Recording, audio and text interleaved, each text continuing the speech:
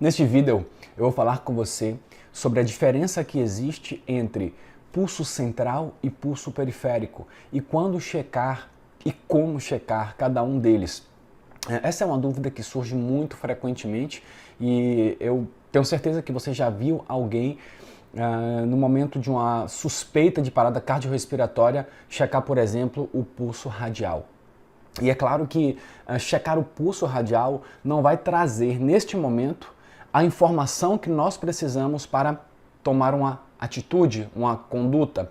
Então, a checagem de pulso, tanto no suporte básico de vida quanto no suporte avançado de vida, ela serve única e exclusivamente para guiar a sua conduta. Então, sempre que você pensar, quando eu checar esse pulso, se eu encontrar alguma coisa, isso vai mudar a minha conduta?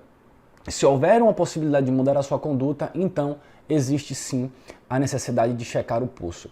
Porém, existem situações, como por exemplo a checagem de pulso periférico numa suspeita de parada cardiorrespiratória, que podem lhe trazer uma informação valiosa, claro, a ausência de pulso periférico, no caso, vai ser uma informação valiosa, mas porém que não será suficiente para ditar a sua conduta, porque nesse caso a sua conduta seria compressões cardíacas, mas a ausência de pulso periférico não indica compressão cardíaca, e sim a ausência de pulso central. Então nesse caso você teria que fazer um segundo passo, que seria checar o pulso central para aí determinar a sua conduta. Então nesse caso seria uma perda de tempo checar o pulso periférico antes.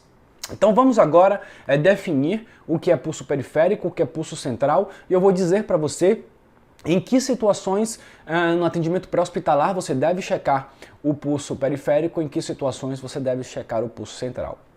Bom, primeiramente o pulso central, ele se define pelo fato de você estar checando se existe presença de pulso nos grandes vasos que têm uma relação direta com o coração. Então estamos falando aí de artérias carótidas, estamos falando de artéria braquial, quando nós estamos falando principalmente de lactentes. Existe também a artéria femoral. Então, esses vasos, que são vasos calibrosos e que não sofreram tantas ramificações antes, após ter saído do coração, então nós consideramos esses vasos os vasos centrais. E a tendência é que num choque, por exemplo, o organismo, através dos mecanismos compensatórios, venha a subtrair sangue das extremidades, já que pele, osso, músculo tem uma tolerância à isquemia maior do que certos órgãos nobres, como por exemplo, coração, cérebro, pulmões. Então nesse caso, no choque, o corpo, com o mecanismo de proteção, vai fazer uma vasoconstricção periférica e assim manter o sangue presente na grande circulação, na circulação dos grandes vasos, ou seja, chegando sangue no cérebro, no coração e no pulmão. Então, quando existe ausência de pulso central, neste caso estamos falando de parada cardiorrespiratória. Então, se a sua suspeita é uma parada cardiorrespiratória, ou seja, porque o paciente está inconsciente, a primeira coisa que você tem que pensar quando o paciente está inconsciente é a mais grave. Nesse caso, você vai checar diretamente o pulso central, para você já dar o diagnóstico se se trata de uma parada cardíaca ou não. Se se trata de uma parada cardíaca, claro, você vai continuar pedindo ajuda e fazendo a ressuscitação cardiopulmonar. Caso não se trate de uma parada cardíaca, ou seja, o paciente tem pulso presente, claro, você tem que avaliar ao mesmo tempo do pulso a respiração, porque esse paciente pode estar em parada respiratória, mesmo com pulso, e nesse caso aí existe indicação de ventilação de resgate, ou seja, pressão positiva nesse paciente. Mas se o paciente tiver pulso presente e respiração presente, ou seja, pulso central presente e respiração presente, estou falando aqui de pacientes inconscientes, nesse caso eu posso ir checar o pulso periférico. Por quê?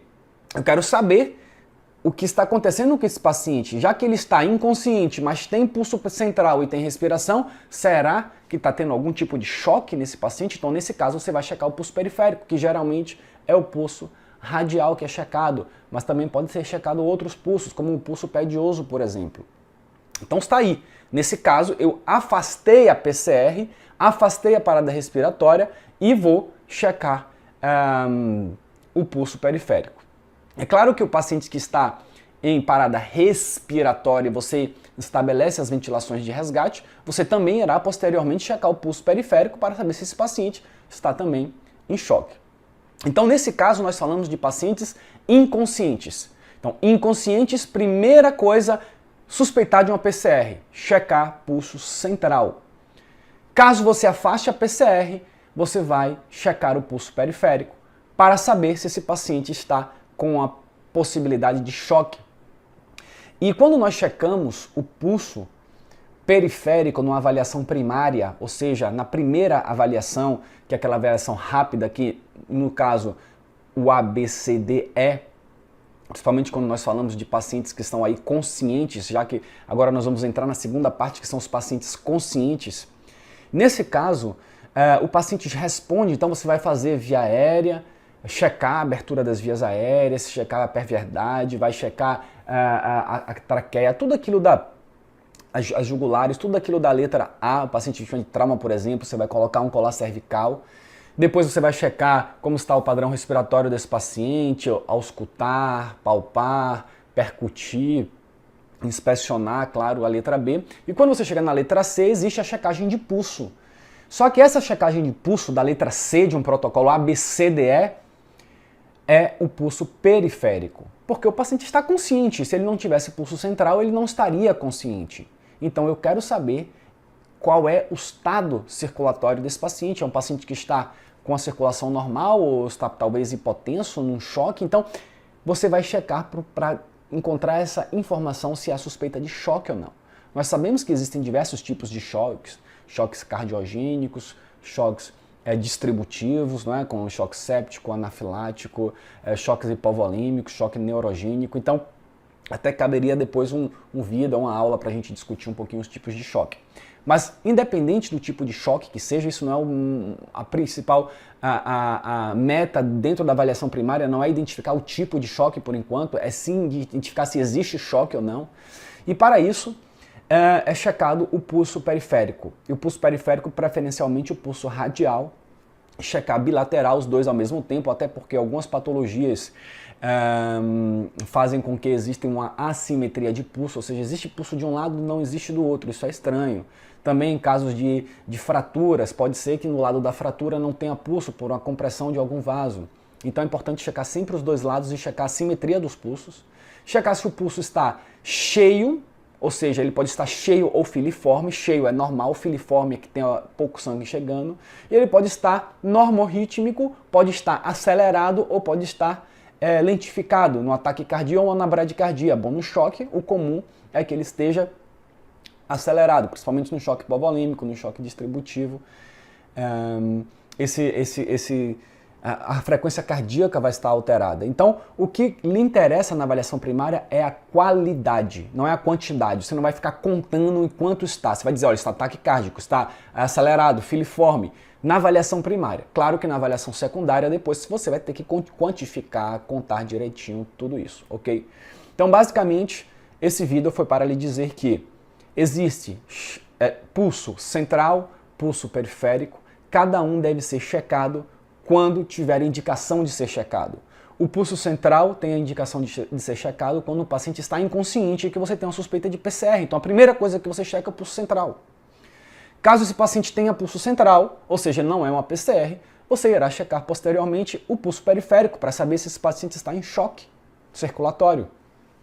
Então está aí. Agora, se você atende um paciente que está consciente, seja vítima de um trauma ou de uma intoxicação ou de qualquer outra situação, mas você percebe que esse paciente está precisando de um atendimento, é um paciente que tem uma demanda para você, claro que na sua avaliação primária, no seu ABCDE, tanto clínico quanto de trauma, você irá na letra C checar o pulso inicialmente, focando na qualidade. Cheio ou filiforme, rítmico ou acelerado. Basicamente são essas perguntas que você se faz inicialmente. Então esse vídeo foi para falar para você sobre essa diferença. Eu sei que tinha muitas dúvidas. Se tiver alguma dúvida ainda em relação a pulso, quando checar, quando não checar, que tipo de pulso, coloca aqui nos comentários que aí a gente vai interagindo. Eu vou respondendo aqui essas perguntas. Ok? Além disso, você pode aqui acima do vídeo ou abaixo desse vídeo baixar o e-book Como se tornar um instrutor de suporte básico de veda. Então nesse e-book eu falo sobre 2 caminhos, American Heart Association e IBRAP, que são os caminhos que eu atuei ou eu atuo como instrutor de suporte básico de vida. Então está lá o passo a passo para como você se tornar instrutor, caso você seja um profissional de saúde, um profissional de APH ou um estudante por essas áreas. E eu lhe vejo no próximo vídeo. Um grande abraço, até lá!